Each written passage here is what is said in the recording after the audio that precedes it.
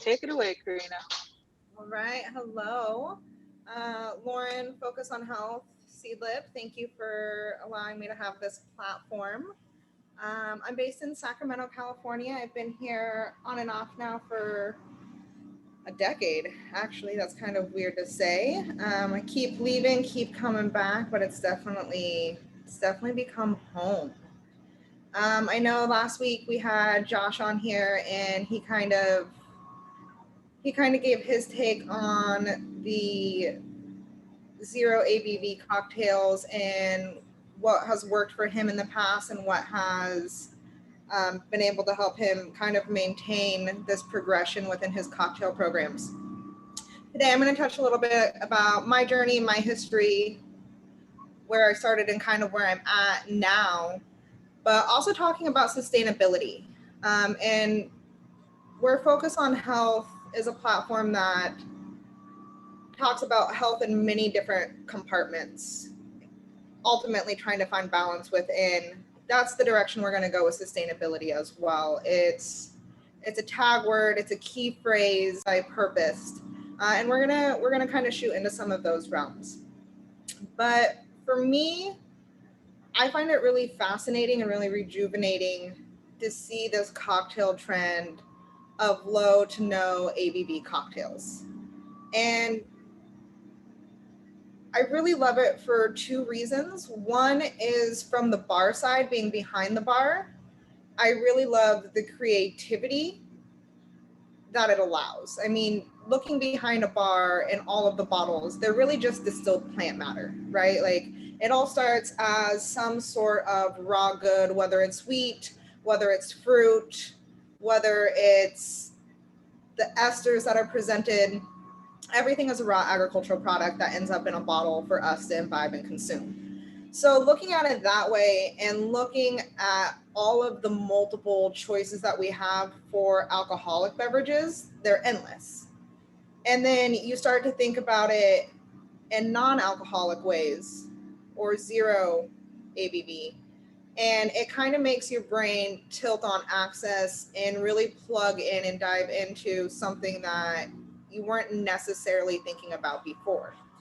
I think that a lot of times when people come up to the bar and they ask for something non alcoholic or a virgin or whatever choice of words they use, if you put a drink down in front of them that they absolutely genuinely are excited about and happy to hold, I think that goes a lot longer and has a more impactful guest bar relationship than just handing them something that is from your wheelhouse, that's comfortable, that is just taking an alcoholic component out of a cocktail that you already have. There's no thought, there's no meaning, there's just producing something to get it in someone else's hand without any real contemplation about it.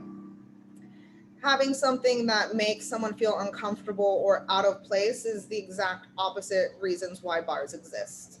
Bars are places to commune and to gather and have the local water hole. And you don't know who's walking through your door or what kind of challenges they're facing. Whether they want to have sobriety for a day, a week, a month, a lifetime, or whether they just need a timeout. A lot of people are also uncomfortable having that conversation. They feel sheepish or foolish or out of place or not accepted when they have it. And you look at it a lot of times, and a lot of people order non alcoholic beverages to look like an alcoholic beverage. And that's where those hard conversations or those breaking points are kind of seen. So I think that what Seedlip has produced was something that took a little bit to warm up to initially. And now I think it allows us as bartenders to really kind of hone in and buckle down and get excited about zero ABV products. And you see that through the market as a whole, whether it's zero ABV bars popping up in other parts of the nation, whether you look at places like Alinea and the Aviary, and they're producing full, beautifully shot and bound cocktail books that have our zero ABV. And you look at those and you can have 0 ABV, but you can also take those ingredients, those syrups, those tinctures, and you can look at it as other building blocks and components of low ABV cocktails as well. So we have this whole sliding scale, and we are now able to have products such as Seedlip that give us a greater palette to essentially play with. I have been behind the bar for 12 years now, and I've definitely ebbed and flowed within my consumption and my lifestyles and what's worked and what really hasn't. I tend to take breaks, stints, whether it's a month, whether it's 90 days, whether it's alcohol, whether it's social media, whether it's other avenues of my life that I see I'm either taking part in mindlessly or that are no longer serving me. And working behind a bar for so long, I think it's something that's just readily available. It's something that is always in your hand. Having a shot with a patron or a coworker is seen as bonding, as seen as raising a glass and a toast and communing with one another. If that's genuinely my thought process and genuinely my intent, then I'm all for it. But when that starts happening 3, 4, 5, 6 times in a night, and it's just more of a hand to mouth without really taking any reverence for what you're drinking and the heritage and the quality and the time spent to get it into that bottle and get it to you, I have to take a step back and check myself. Not only for what I'm consuming calorically inebriation, but also we are at a point where investors and owners literally build us booze palaces. The bars that are coming out today that have so much thought, so many details, so much love and sweat behind it, you should have some sort of reverence for the position that you have, for where you're standing, and for what you're pouring. And if that goes out the window, then that is definitely a sign that I need to take a step back and reevaluate what my patterns are. So I grew up in blue collar diners, small town, rural, conservative Republican. Just listen to, the coffee counter of medium age of 65 and pouring coffee, Folgers Best, growing up in my life of a diner and seeing that and seeing the patterns and habits, and then moving out of that small town and going to college and traveling, it really opened up my eyes, not just to see differences and not just to experience different palates, but to really see how deep drinking and eating affect a culture, how it increases a culture's bond or its vibrancy. And you see it from red wine and Coke in Spain to how they drink gin and tonics, and it's much taller and longer. But also the production, right? You look at items like aquavit and you see how political boundaries and like political lines that have been drawn by wars have really affected the production of the spirit. You even look at chartreuse and you look at the monks and how they have kept the spirit alive and going through trials and tribulations through other parts of the world and being able to move. And really sitting with that and thinking about food and drink and where that is in our culture and our daily lives. And I believe there is no greater honor than serving another life. And that can be done in many ways, right? Whether you're a parent, a partner, whether you're medical, whether you're hospitality, you are presented with this opportunity to make a connection and make someone's day better through something that is universal, through food and drink. I think that it is really a medium that crosses all boundaries. It crosses language, it crosses religion, as long as you're coming to it with an open and humble mind. So moving away from small town, blue collar, diner, kind of the mindset of more for less, and making my way into larger cities. I first started bartending in San Diego, and I bartended in Hillcrest, which is in a predominantly gay male neighborhood, and seeing the bars that come out and you look at some cocktail bars where they're stuffy and they're uptight, and then you look at places in Hillcrest where it's just one damn party day after day after day, and you see the stark contrast of the two of them, and you realize there's a lot of room to play in between. Coming to Sacramento and bartending here, it was really the first time that I had the ability to work with a chef who was genuinely excited about a cocktail program. Not just buying bottled mixers or bottled juices, but actually getting in fresh produce that's in season to make our own syrups, to make our own bitters, to make our own shrubs. And that's something that's so commonplace today, but 2010, 2011 in Sacramento, that was pretty much unheard of. And so to be able to have that and see where Sacramento has come in the last 10 years, and being able to work in anything from a dive bar to a tiki bar to where I'm currently at, Snug, and run the whole gambit, and also do that in a way where I have transitioned from my early 20s when I first started bartending to now my mid 30s, and to see where I'm at. I mean, plain and simple, not only do I not want to, but I cannot party or drink the way that I used to. To think that I could go out and have several cocktails and wake up and be at work and opening a bar at 10 a.m., now I have one too many glasses of wine and it's a 3-day hangover and I'm absolutely riddled useless. And looking at that and choosing my lifestyles and choosing what's important to me.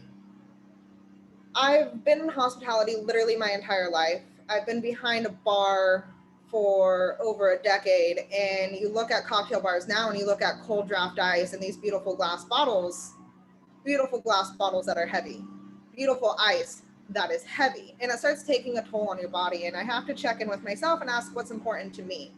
And my role in the hospitality community in Sacramento and the connection with the community at large that this provides me is what's important to me. And so making sure that I am putting myself in a place that I can sustain that. Because pumping out, 10,000, 12,000 K in sales on a Friday, Saturday night, if we put that into equivalents, that's two bartenders pumping out at about 1,100 drinks within a 5-hour period. That starts taking a toll on my body. So I need to start looking at what am I putting in my body?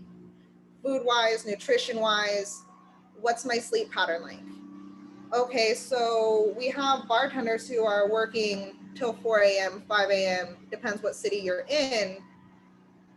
Waking up with the rest of the world is just not sustainable. It's not something where you can go to bed at 5 or 6 in the morning and then be somewhere at 8 or 9 a.m., whether it's going to the grocery store, going into another job, whether it's making it to the post office. Daily items become a strain, and it's finding tips and tricks within that to make sure that you are getting enough sleep. And most importantly, my mental health. How am I supposed to serve X amount of people in a night with a smile on my face and make it about them if I'm pouring from an empty cup? So I think that not only the limitation of alcohol that I do consume, but the reasons on why, right? Like, yes, it is healthy to consume less alcohol if you feel that you are consuming too much, but also what does this allow me to do? It's not just what I'm putting in my body, but what's occupying the space and time in my brain. Am I constantly thinking about what I'm going to drink next? Am I constantly thinking about when am I going to get my next drink? Am I constantly thinking about items related to that? Or am I thinking about what can I do to make myself better the next day? Oh, I overheard this conversation from these guests curious about this liquor. Maybe I can pour them a taste and we can go down a rabbit hole and make them a cocktail that's best suited for them. Open their eyes to something that they didn't know was available. And so looking at sustainability in that way, I think also is a good check-in. Because the longevity behind a bar, we are looking at bartenders now who this isn't a transition phase. This isn't just making their way through college.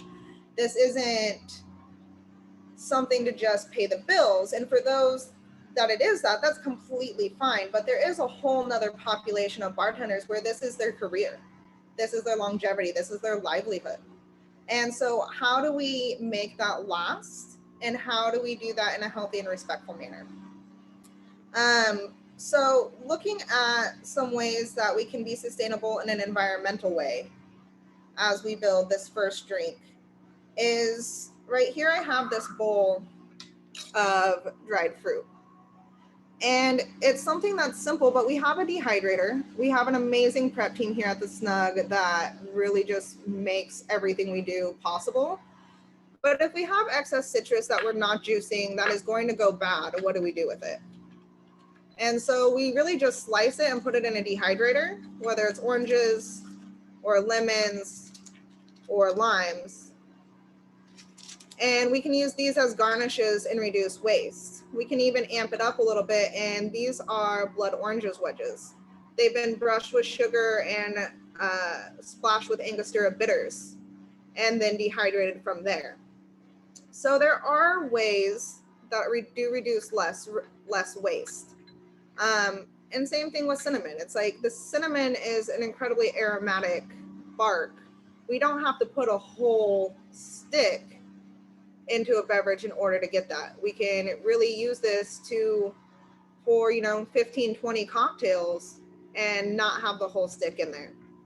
So talking about sustainability with Seedlip, I really wanted to touch on Sacramento's bounty. And Sacramento is a breadbasket of the world. We're a huge agricultural hub. We're the capital of California. But what we have in bulk is citrus. We have so much citrus all the time. Sacramento is also known as the city of trees. Most of those trees are orange trees. And part of it is idyllic and romantic, and it's beautiful and it smells great. But you're also picking up a ton of oranges all the time during the year. So it smells like beautiful crushed marmalade until it doesn't. And then we're going to talk about ways that communities can come together for sustainable efforts for that too. But right now, I'm going to make what I call a California cobbler with some modifications. And we're going to start with Seedlip. This is their Seedlip spice. It is absolutely one of my favorite options to drink. Usually how I drink this if I'm taking a break, whether it's for a round or for a month, is I actually love this in daiquiris. So replacing the rum with this, lime juice, sugar. If I'm feeling real fancy, I do a pineapple syrup instead of just regular simple syrup, and shake it up and serve it tall. And it does look like a cocktail, and it's all of the flavor profiles that I'm looking for. We're going to make a cobbler today. And we're going to be using blood orange, lemon, a little bit of St. Elizabeth's allspice dram, and then, of course, the Seedlip. So this is going to be a built cocktail. You don't need any tins. You really just need a spoon. So we're going to build all the ingredients in here, starting with Seedlip.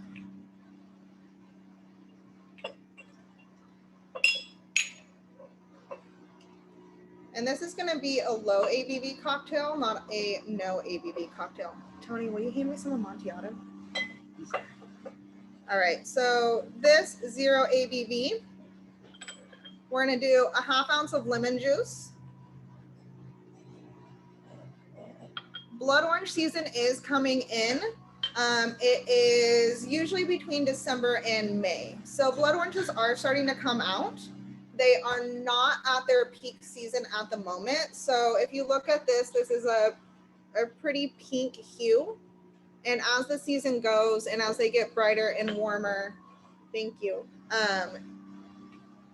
you're brighter and more ripe, you're gonna see this really, really beautiful, almost like a burgundy port color within.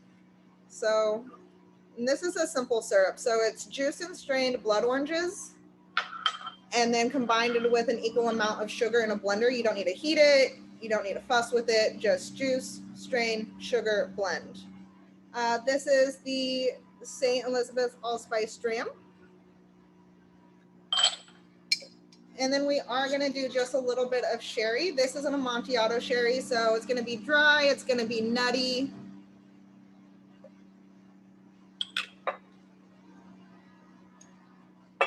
And then for this, I like to use crushed ice. I think it drinks well. It's really, really easy to just kind of sip on, and it gets a nice dilution.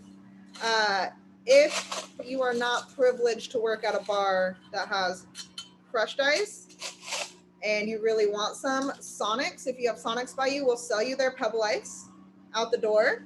And also, there are little countertop ones that you can get as well. So this is our California cobbler. It is built. I just put the crushed ice in it. Then I take a bar spoon. You can just use a regular tablespoon. And I really just want to integrate all of the ingredients in it. That way you're not just getting to the bottom and getting the blood orange syrup, and you're not just getting to the top and having the Seedlip spice. So my favorite garnish with this is actually California bay laurel or bay leaves. Those are not in season right now. So to kind of amp up all of the spices that are in this, I'm going to top it with a little bit more cinnamon, and I'm just using a small grater that you can get at any Bevmo usually, or major grocery store. And I'm just going to give like a nice dusting of cinnamon on top, and you can already smell it. And then I'm going to use some of these beautifully dehydrated lemons right here. And if you want a mint garnish or anything else on here, feel free to play. Just remember that a lot of the taste that you have is actually coming from your smell. So if you put a garnish on here that looks pretty, but the smell isn't compatible with the cocktail, it's going to taste a little funky and a little off. So just keep that in mind. And it tastes great, refreshing. It's not overly sweet. You have those juicy components, but then you still have that Amontillado sherry and that allspice jam that kind of drowns it out and leaves it a really nice balance and kind of wants you taking another sip with the dryness. Lauren, can you give us a talk over about what the Seedlip spice is all about? Yeah, for sure. So Ben Branson is our founder, and all of the expressions that we have for Seedlip are really inspired by aromatics. And with the spice variation that we have, sorry, give me 1 second, folks. Just got to reference my notes, just started. Want to make sure I'm telling y'all the right thing. Let's see here. Okay. So spice is inspired by a few different flavors. So we have allspice berries. We have cardamom pods, American oak, casserole bark, lemon peel, and grapefruit peel. So that's why the cocktail that Karina just got finished making is quite perfect, incorporating all of the elements that she has in there. I know that Paula and Allison, you both attended the last class that we have, so you're pretty familiar with the way to utilize Seedlip in beverages. We want to approach it in a very similar manner we would if we were making a beverage that has alcohol, right? So really focusing on flavor here. Thank you, Lauren. So that's the first cocktail. I'm glad that worked out with what's actually in the Seedlip spice. I know that when I watched last one, you had touched on some of those flavors. So sustainability. So looking at this cocktail as a full cocktail and how that transitions through the seasons that Sacramento has, but also looking at ways to keep those seasonal items like blood oranges fresher longer.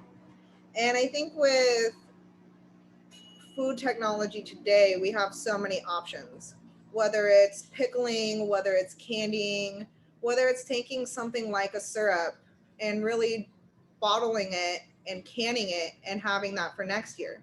Same thing with the dehydrated fruit. There is a shelf life on all of this, but it definitely extends the flavor and the longevity of it.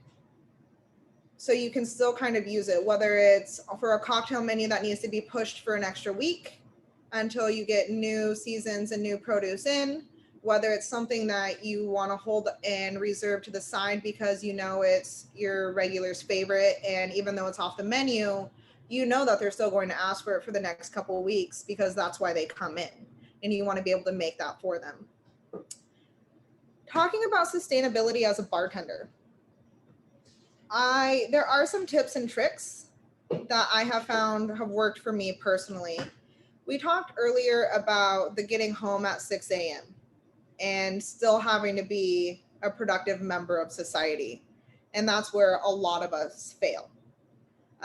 We do work hard, we do give it our all, but at the end of the day, we're kind of the black sheep of society because we don't really fit in. We work nights and we work in something that isn't necessarily considered a profession by all. And that is changing, but also being able to sustain our mental health, our wellness. I stopped setting alarms. If I don't have to be anywhere at a specific time early in the morning, I don't set alarms. I set timers. If it's not important for me to be somewhere at 10 a.m., but it's more important for me to get 8 or 9 hours of good quality sleep, I'm not going to try to keep up with the Joneses by making sure that I'm out on a bike ride by 10 a.m. I'm going to set a timer for 8 or 9 hours and make sure that I am taken care of so I can be productive for the rest of the day. So if I go to sleep at 5, set a timer for 8 or 9 hours, I feel awake and well rested. If I end up waking up before that timer, I stop the timer and say there's 2 hours left, say there's 45 minutes left. Throughout my day before I have to go to work, I will stop that timer, save it, and then try to take a nap for that amount of time if I feel that it's needed. It's also a way for me to track my sleep cycle. Am I constantly waking up with 2 hours still left on the timer? Okay, I'm waking up 2 hours before. Do I feel good? Do I not actually need 9 hours of sleep? Maybe I only need 7 hours of sleep. It keeps me more checked in with my sleep cycles and how to navigate my life with that given information. How do you change something or track something that you're not measuring, right? It goes the same thing into finances. When you're dealing with cash finances, how do you make your finances sustainable? Well, if you're not actually counting the cash that you're walking with and you're not looking at it as actual income, you're also probably not going to save it. You're going to look at it as expendable and as extra cash. So looking at sleep and having something that to measure it by and actual data has helped me a ton. The other thing that has helped me a lot in order to sustain is giving myself realistic goals. I love slow mornings. I love to take my time, drink my coffee, get caught up on reading, walk the dogs. Because I work nights, I have the privilege of doing that. But is it going to be successful if I try to do that every day by 11? Probably not. So I give myself realistic goals. I'm not getting home or going to sleep until 5. I don't have to work until 8. I'm going to set my timer. And I'm also going to make sure that I give myself a time to be out of the house. So for me, it's 4 p.m. I don't work until 8, but I have to be up and ready and productive by 4. So whether that means I've had 3 hours or 4 hours, whatever it is, for me, it's making something that I feel comfortable and confident in achieving. And that not only makes the sustainability of my day and my week better, but it also doesn't leave me discouraged as far as not living up to and making my goals. It really is a check-in. And so for me, my usual thing is pre-COVID was I would go to 4:30 yoga every day. And so to me, that was my check-in, that was my friend group, that was my community that was keeping me accountable. The other thing that has been really nice with the flexibility of the hospitality world is I work 4 on and 3 off. And so for me, I am a person that I'd much rather work 4 10s or 4 12s and then have 3 days. And it allows me a day to sleep. It allows me a day to do chores and run errands. And it allows me a day for myself. Living in Northern California, I really have the perfect medium. Sacramento is 500,000 sprawl. It's the capital city. Most people looking at California would assume it's San Francisco or LA that the capital is. But being in Sacramento, we have San Francisco, that's an hour and a half, 2 hours away. Tahoe, that's an hour and a half, 2 hours away. Napa, that's 45. We have 3 national parks within a 3-hour drive. We have Pinnacles, Yosemite, and Lassen. So really every direction that I go, I can get outside and I can engage in nature and have green therapy at my disposal. Sacramento is also at the convergence of 2 major rivers, the American River and the Sacramento area, Sacramento River. We're known as the city of trees, and we have amazing parks in almost every neighborhood. So for me, having the desire to tap into green therapy and nature therapy, I couldn't ask to be part of a city and community that has it any better than that. Being able to wake up and go to Yosemite and go on a day hike and still be in bed by midnight blows my mind. And it's something that an overwhelming amount of Californians have never tried or never had the opportunity to visit Yosemite. And more than that, it's one of those places that I can make phone calls until my car is full and allow and share that experience with other people within my network and within my community and within my hospitality profession, that maybe they're uncomfortable being outside because it's just new or it's foreign.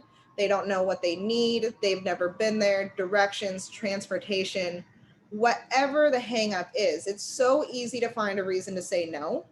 And it's so easy to have excuses or responsibilities topple on top of you to stay inside and to buckle down and work. And while I'm not saying that's a bad choice, I think there needs to be a balance. There needs to be a balance that you can be able to maintain that productivity and still take care of yourself. And if we look at nature therapy and green therapy, what that actually gives to us is more than just getting outside and breathing fresh air. If you look at studies, what's coming out, not only for healing and for just immunity, being outside for 72 hours, which is ideal, it gives your brain a break. It helps with mental fatigue. When you look at a bartender on a busy bar on a Friday, Saturday night, think of all the noises that are around them, all the conversations, all the questions, the musics, the first dates, the broken glasses, communicating to your bar back what you need, more ice, more syrup, more bottles, whatever it is, and then seeing them execute 4, 5, 6 cocktails at a time with a smile on their face. While that's possible, and me personally, I thrive off of that environment. I love that challenge. I love the mental and physical gymnastics that takes. But it really is a strain on your brain to have that hyper focus and while blocking everything out. So you kind of become this very narrow visioned robot within this. And then you get out to nature and your entire vision just expands. You don't have to use mental stimulation or mental focus to block out chirping birds in the background, because it's not distracting you from what's in front of you. You're not trying to block out the breeze of the grass. It allows your brain to really take a time out and expand its vision and its scope, as well with the rest of your senses. So you think about being in a kitchen and you think about the chemical smells, you think about the propane or the gas, you think about your fridge and what's coming out of that. And you're just like you're hearing at a bar, your sense of smell starts to block things out that aren't important. Well, if you get outside in nature and you take those away, it actually has several studies that it increases your palate and your senses. So you're able to smell more, you're able to taste more, you're able to take all of these sensory factors and be able to process them in a more streamlined, efficient, and natural way. At the end of the day, we are animals, we are biological creatures. So to be able to have an outlet that's almost free, which is nature, depending on where you live, and have that be able to increase my creative problem solving by 50%, increase my palate dramatically, I'm going to choose to invest in that for myself so that I can take those and reinvest it into my career. And hoping that I can bring other people with me and allow those experiences for other people that are around, and kind of have that stepping stone. I want to take the blood orange syrup that we were talking about and all the citrus in California and also make a non-alcoholic beverage. And this is something that I think is super easy to just pack up and take with you wherever you go. So whether that's going to a national park, whether that's going to sit by the beach by a river or a lake or a pond, whether it's to have a picnic in your favorite park or green space area. And it's just going to be an Italian soda. So I'm going to go ahead and fill my glass up with ice. I'm going to use the blood orange syrup again.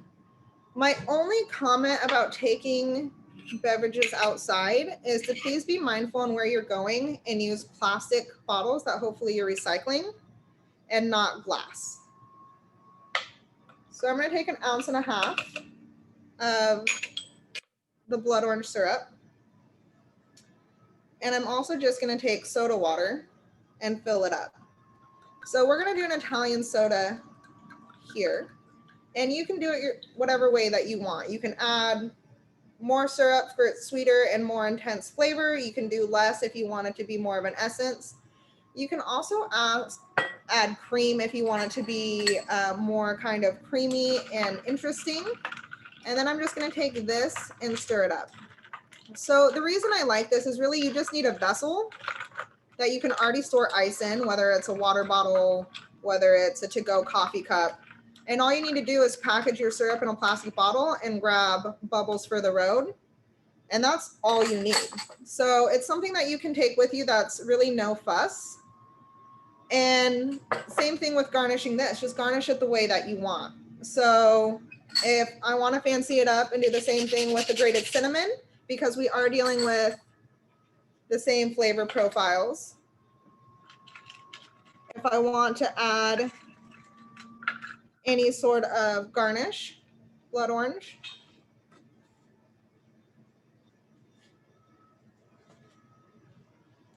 And right here is tarragon. I really like tarragon and blood orange together, whether it's food or whether it is for a cocktail. I think they play nice together. And we can have that set up right there. So with this said, these are things that are all able to make at home and really just take with you. But I also like the fact that we can use Seedlip because there is no parks that are going to say, hey, you can't have that because it's non-alcoholic, zero ABV. Seedlip also makes these super cute little tiny bottles. They are glass, but it is something that if you don't feel you need a whole bottle or you're not sure about it, you can just pick one of these up and you can put this in a flask. So you can put it in a flask, whether it's metal or one of the pouch ones, or you can just go ahead and put it in like a little deli container and you can take that with you too. So these are all ways to be able to still imbibe and enjoy while being outside that isn't a 50-step process. It can be as simple and basic as you want or extravagant and complicated as you desire. But I think overall, for sustainability and being a good steward, it really just comes to being attentive. So whether you're a bar professional and you're used to having a conversation with a guest and are sincerely tuned in while still looking at the bar and seeing that other people's glasses are getting empty, or that someone looks perplexed about the menu and you know you need to go check in and talk with them, having that same acuity for the nature and the world that you live in, whether it's being outside and being on a trail and picking up trash, or even in a parking lot, whether you see someone that is looking like they're lost, or that they might just need a, hey, you're almost there. You know, going on hikes and you're at that part where you're just struggling, whether you're half a mile in or 10 miles in, having someone just come by and recognize that you need to be like, the view at the top is worth it, or you're almost there. Whether it's recognizing in your environment and or in another person that check-in. So being a good steward, I think, whether it's taking care of yourself, caring for the environment, or caring for your bar, it really is that constant check-in, that constant selflessness of hospitality. It's really just giving a shit, plain and simple. We want things of luxury and ease and of beauty, but we also need to be able to maintain that and make strides to it, leaving places better than we found it. So I mentioned it smells like marmalade until it doesn't, speaking of all of the orange trees in Sacramento. And I think anytime there's a problem of that nature, the solution is community. It's always community. So we have a large homeless population in California, Sacramento included. If we have all of these orange trees and all of this fruit producing trees, even fig trees, and they're just rotting on the ground, how do we stop that? And if you look at Sacramento, there really are tremendous amount of community efforts being taken. And Soil Born Farms has one of my favorites. And what they do is they ask for volunteers or ask for partners, and they go around the city and they harvest all of the extra fruit and vegetables that are willing to give. Whether it's an individual's backyard that's overproducing tomatoes for the summer, whether it's the city's approval to pick from trees, but they go out and instead of letting the food fall to the ground and rot, they harvest them and they donate them to local food banks. It's something that is so multifaceted and so community driven. One person's problem might be they don't have enough food to eat that's nutritious. Another person's problem is they're tired of stepping in oranges. But together they can come up with ideas that are creative and fascinating and make it better for both. And I'm constantly in awe of our community and all of the programs that are in it. Soil Born Farms also has another school program that is advocating to have schools in every garden, or gardens in every school. There we go. Schools and gardens would also be dope. And they're putting gardens into schools in South Sacramento. That not only helps spur and cultivate young minds for problem solving, like the food banks and the harvesting, but it also makes them more connected with their food. The amount of adults and children alike that are not educated on where their food comes from or the loops and cycles in which foods grow is astounding. So giving children the opportunity to see something start from a seed and grow into food and how that triggers their mind down the road is amazing. And I think it allows more opportunity to close the food loops that we see not only in this nation, but also worldwide. So being a good steward of that, being a good steward to take a look, to take a pause, to ask the question, how can this community be better? How can I have a role in it? Whether it's one step or 20, or even just start asking questions to the people around you, I think really spurs an amazing conversation. And if you look at our bars and restaurants, cocktail bars, the pinnacle of it is fresh juice. It's fresh citrus. It's squeezing our lemons and our limes, our oranges, our grapefruits. And that also produces waste. It's great that we're using items and produce that don't leave a huge carbon footprint because it is coming from so close. But if we're juicing a whole case of lemons, that's also a whole case of lemon peels that aren't being used. And you see other community efforts coming in like Grass for Sacramento, where they come around and they actually pick up compost. They do it from restaurants, they do it from homes. So between the three programs that I've mentioned, you have one that starts with young minds and introduces them to where the food comes from and how items grow.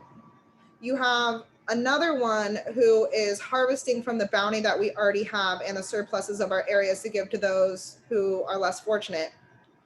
And then you have another organization, which is from Grass Resoil Sacramento that is making the effort to come around and have drop-off spots to collect compost and to take that compost into making good soil to have edible gardens, and back into the school system it goes.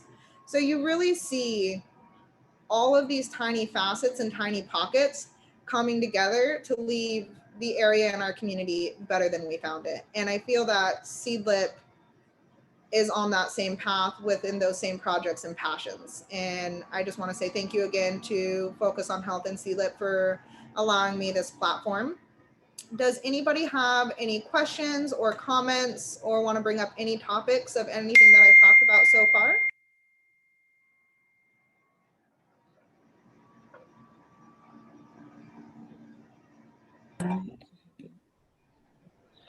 No questions. You've given us lots of things to think about. This is really a good talk. Thank you. Yeah, you're welcome. I think you answered a lot of my questions about the whether you have someone to pick up compost, and then you also answered about trash citrus and like what to do with the peels and stuff like that. I know that we usually use a little bit of like malic and citric acid with some like potassium sorbate, just to kind of make different kind of syrups for that. But I also had a question. Do you guys like do any like bottle recycling or any like cork recycles, or how do you do Yeah, so, and what you were mentioning earlier about the peels and this having essentially citrus stock, making it out of it and using that for syrup and juices are also an incredible way to reuse your citrus rinds. And also using those peels for oleosaccharides, right? You can also put those in sugars or salts and be able to flavor things in those ways as well, having more purpose for those peels out. A lot of the oil and the fragrance of those citruses are really in that pit. As far as cork and bottles, so we don't have any cork recycling at the moment for the bar that we're using, and I'm not aware of anyone in Sacramento that does. However, we do repurpose most of our bottles for holding. So this bottle right here is a bottle that was for Reka vodka, and we reuse them for all of our water services here. We use other bottles that we recycle that have things previously in them that we wash and that we clean, and those are for our syrups or our batches. Some bottles work better than others. These are great for tabletop water. They're not great to repurpose back for the well just because they are so heavy.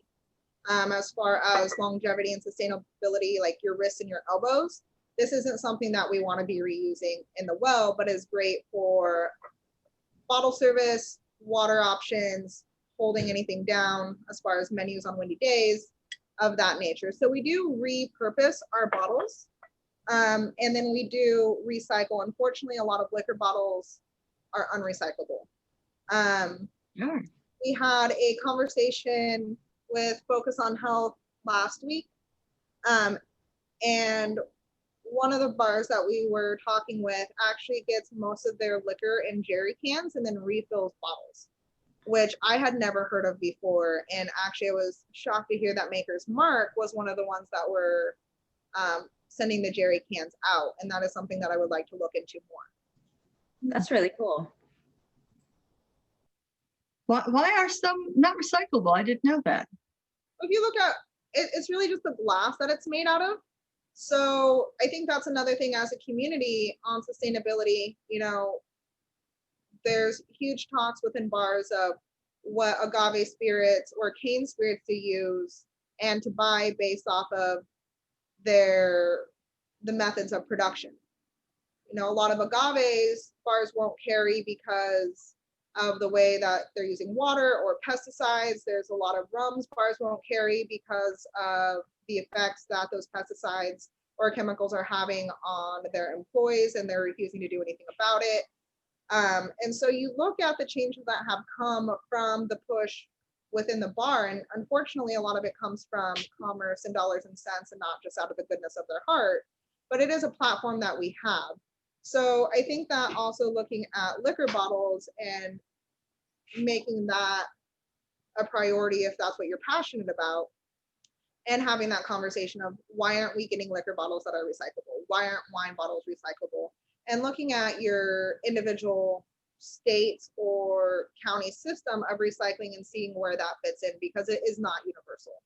So you look at California and you look at the Bay Area and how many, whether it's trash, compost, recycling, whatever, and then you look at other states like Nevada, and you look at Las Vegas, who everything just goes into one container.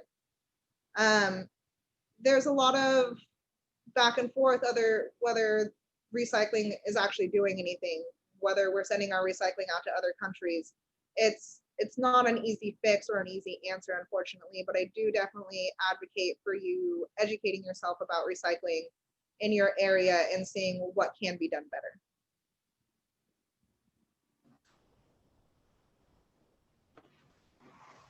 Well, this has been great. Awesome. Thank you. Have anything to add or any questions?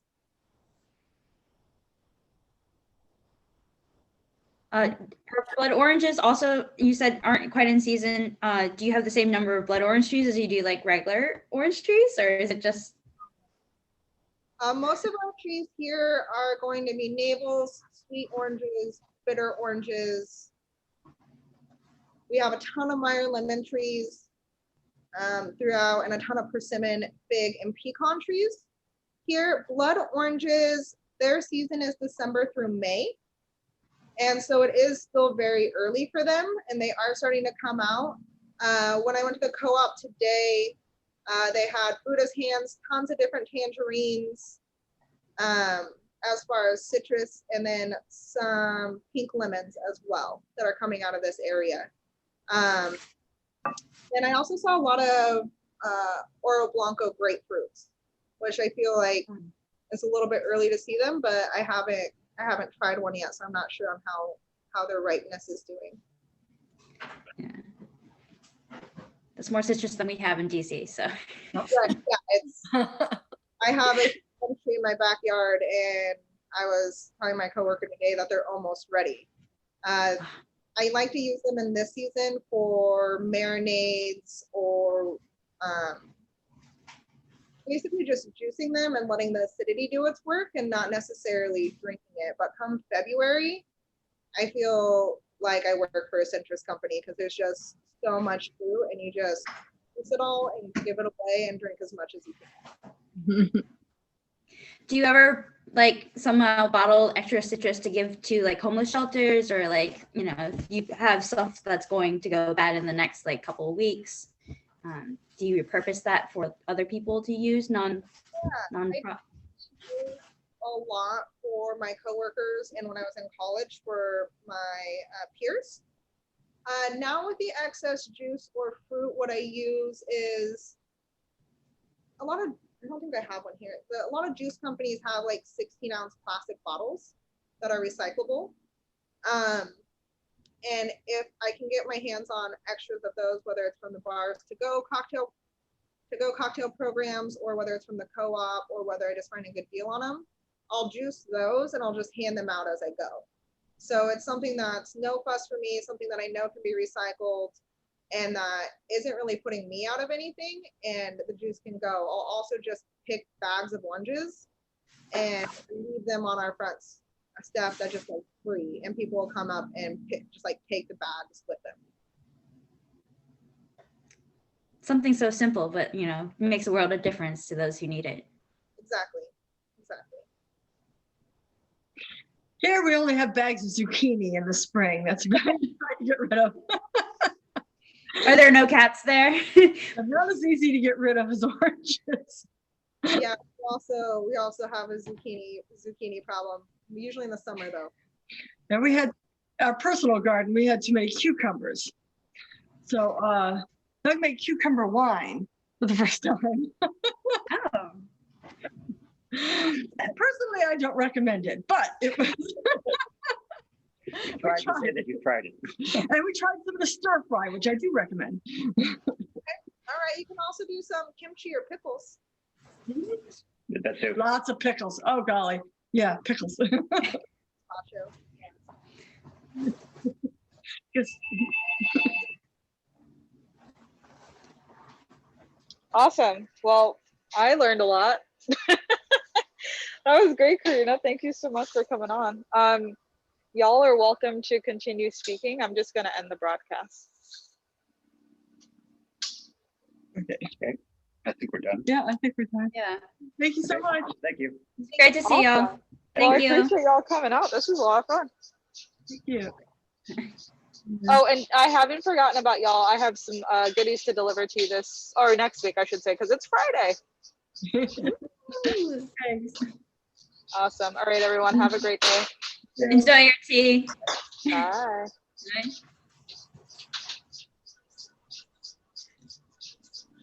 Thank you.